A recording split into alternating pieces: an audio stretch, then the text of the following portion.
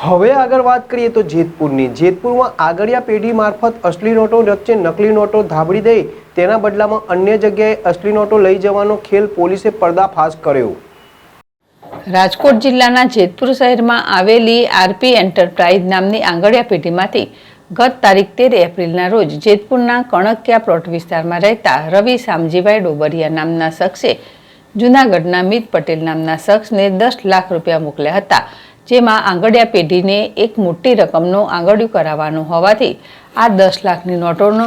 બંડલની ગણતરી કરતા 2 નોટોના બંડલમાં 6 નોટો નકલી મળી હતી, જેથી આવી નકલી નોટો કોઈ પધરાવી ગુનાહિત કૃત્ય કરતો હોવાથી આ પેઢીના સંચાલકે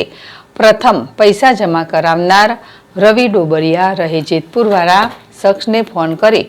12 નકલી નોટો આવેલ હોવાનું જણાવતા મારા મિત્રને મોકલું છું, તે નોટો બદલાવી જશે તેમ કહેલ,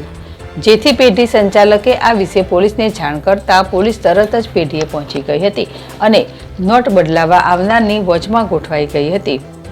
અને જેવો રવિ નોટ બદલાવા આવતા આંગળિયા પેઢીના સંચાલકે પોલીસને ઇશારો કરી દેતા પોલીસે તરત જ તેને ઝડપી લીધો હતો। સાથે આ શખ્સને પોલીસ સ્ટેશન લાવી પૂછપરછ દરમિયાન ધોરાજી શહેરના હીરપરાના વાડી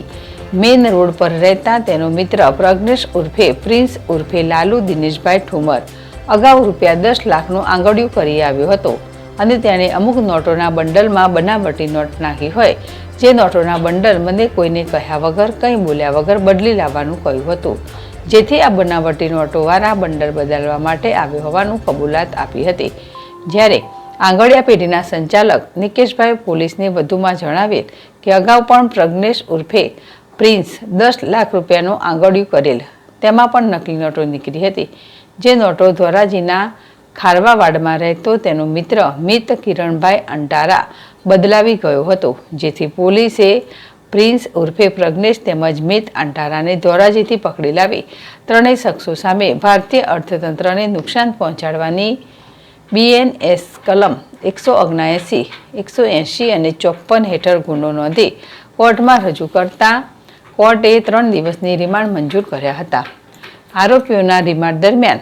પૂછપરછમાં આરોપીઓને જ્યાં નોટો છાપતા ત્યાં જૂનાગઢ જિલ્લાના સુખપુર ગામેથી કારખાનામાંથી પોલીસે નોટો છાપવા માટે ઉપયોગમાં લેવાયેલ પ્રિન્ટિંગ મશીન, 6 જેટલા કલરની ઇંક તેમજ નોટો છાપવા માટેનું કાગળ, ₹500ના દરની 12 નકલી નોટ, મોબાઈલ, એક્ટિવા સહિત કબજે લઈને આગળની કાર્યવાહી હાથ ધરી હતી। ઝડપાયેલા આરોપીઓની શું હતી એમો? આરોપીઓ પહેલા ₹500ના દરની ચલણી નોટોની એક સિરીઝ મુજબની નોટો શોધતા બાદ